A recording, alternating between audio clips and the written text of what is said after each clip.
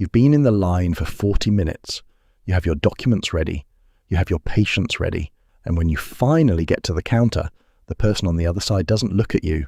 They're typing slowly, one finger at a time. They're muttering something to a colleague about lunch. They don't seem to notice or care that there are 20 people behind you, that you took the day off work to be here, that the whole system is quietly falling apart around them.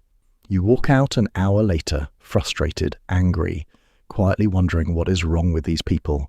There's a specific psychology behind what you saw, and it isn't what you assumed. If you've spent years leaving government offices angry, quietly asking why these workers seem so indifferent to the people in front of them, the psychology underneath what you were watching isn't laziness, isn't cruelty, and isn't the specific personality flaw the culture has taught you to blame. It's a documented burnout protocol that has a name in the research literature, and once you see what's actually happening, the frustration you carry out of those buildings gets a little smaller, not because the experience is fine, but because it stops being personal. Here's the thing nobody talks about. The job of the frontline government worker is one of the most emotionally demanding jobs in the modern economy, and the culture has almost no vocabulary for what it costs. Every person who reaches their counter is stressed, often desperate, often carrying a document that represents something enormous, a passport, a permit, a benefit, a legal status. The clerk cannot solve most of these problems the way the person wants them solved. The rules constrain them. The system constrains them. Their supervisor constrains them. And the person in front of them, who has waited hours, does not want to hear about the constraints. The worker faces this same emotional weight 60 or 80 times a day. If they let each interaction land the way it wants to land, they would be destroyed within months. So they do the only thing a human nervous system can do under that kind of sustained pressure. They stop letting it land. They stop looking at the individual person. They stop registering the line. And from outside, this looks like indifference. From inside, it's survival. Political scientist Michael Lipsky, in his foundational 1980 book, coined the term street-level bureaucrat for exactly the workers you've been standing in front of.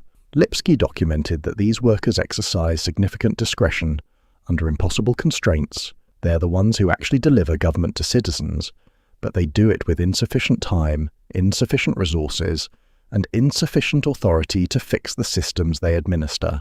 Berkeley researcher Elizabeth Lyon-Oss, whose work on public sector burnout has become foundational in the last decade, documented that over a third of frontline government workers report emotional exhaustion, cynicism about their work, and a diminished sense of accomplishment, the three components psychologist Christina Maslach identified as burnout back in 1976. The specific coping mechanism these workers develop is called depersonalization. It's not personal coldness. It's a documented psychological protocol where the worker stops treating clients as individual people and starts treating them as tasks. Talking to a colleague about lunch while processing your paperwork isn't rudeness. It's the worker's nervous system refusing to let the transaction become emotional, because emotional transactions, at 60 a day, are what kill people in these jobs. Picture this. The clerk you were standing in front of is 56 years old. They've been at that counter for 19 years. They've watched 3 governments come and go, 4 supervisors, 5 office renovations, and thousands of angry people. They started this job caring about every person who came to the window.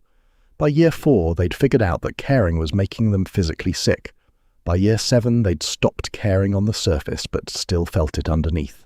By year 12, they'd stopped feeling it at all, because feeling it and being unable to do anything about it was the specific combination that had been quietly destroying them. The slow typing you noticed isn't incompetence. It's a person who has learned that going faster doesn't make the line move faster, because the line is infinite and the system is broken. The mumbled conversation with the colleague isn't rudeness. It's the one moment in an 8-hour day where the worker gets to be a human instead of a machine processing other humans' anxieties. The failure to acknowledge you isn't disrespect. It's what happens when a person has spent 2 decades absorbing other people's stress and has finally run out of the emotional capacity required to look up. But here's where it gets interesting. The workers you find most frustrating are usually the ones who cared the most when they started. Burnout, in the research literature, is called compassion fatigue for a reason. It happens most severely in workers who arrived with the most compassion. The person at the counter who seems dead inside was 20 years ago, probably the one who stayed late to help the confused older applicant, who followed up personally to make sure the case moved, who lost sleep over the family that got denied. That person is still in there. The depersonalization sitting on top of them is what's left after the system quietly ground them down. But there's more going on than individual burnout. The systems these workers operate in are designed in ways that virtually guarantee the outcome. Understaffing means every worker takes twice the load they should. Outdated software means slow typing is often the actual limit of what the equipment allows. Rigid rules mean the worker cannot use their judgment to speed anything up. Public contempt, the assumption that these workers are lazy or corrupt, means that even doing the job well earns no recognition, while doing it badly earns cultural blame. Under these conditions, the burnout is not a personal failing of the workers, it's the predictable outcome of the system they were placed in. And here's the kicker. The cultural framing of these workers has been almost entirely as villains.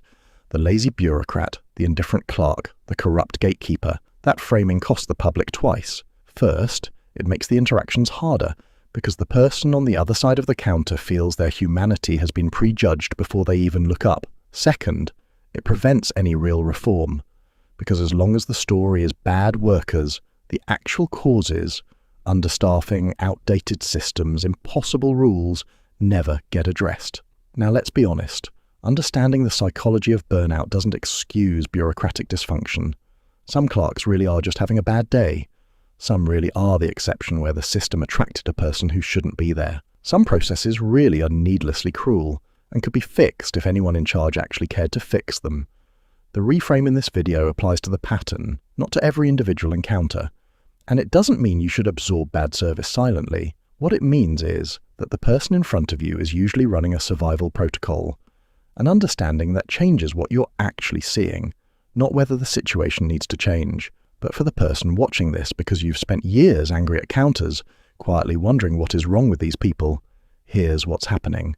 Nothing is wrong with most of them individually. They're running a documented burnout protocol that lets them survive a job the culture has decided to make impossible. And the visible symptoms of that protocol, the slowness, the self-talk, the refusal to hurry, are exactly what a human nervous system does when it has been asked to absorb too much for too long with no support and no recognition. The work isn't to stop being frustrated. The frustration is legitimate. The system is genuinely failing you. The work is to notice that the frustration doesn't need to include the story that the person behind the counter is a bad human. Most of them were the good humans once. The system is what changed them. There's something quietly sad about the government office at 4 in the afternoon. The line has been going all day. The clerks have been absorbing other people's fear, exhaustion, and desperation for hours. The system has failed everyone in the room, including the workers, and by the end of the day, everyone leaves angry, the applicants because their forms weren't processed, and the workers because they've spent another 8 hours being blamed for a system they didn't build and cannot fix. If you've spent years leaving these buildings furious, this might be the moment to consider that the person you were angry at was often the person the system had already destroyed most quietly. That doesn't make the experience better. It makes the story about it more accurate, and more accurate stories are the first step toward the reforms that would actually help everyone, including the people you were angry at.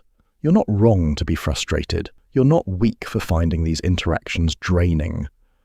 What you've been watching is a real system quietly grinding down real workers, and the workers you found hardest to be around were usually the ones who cared the most before the system taught them to stop. If you're the person I've been describing for the last 8 minutes, the one who has left government offices angry, quietly wondering what is wrong with these people, I want you to hear this. Nothing is wrong with you for being frustrated. The frustration is a real report on a real broken system. But most of what you are reading as personal indifference was a documented survival protocol running in a person the system has been grinding down for years. Both things are true. The line is too long. The clerk isn't your enemy. If any part of this landed for you, I'd love to know. Tell me in the comments about the last time you left a government office angry, and whether reading this changed how the memory feels. I read the comments. If you want more videos that name what's actually happening in the patterns most people never have the language for, that's what this channel is for. Hit subscribe. See you in the next.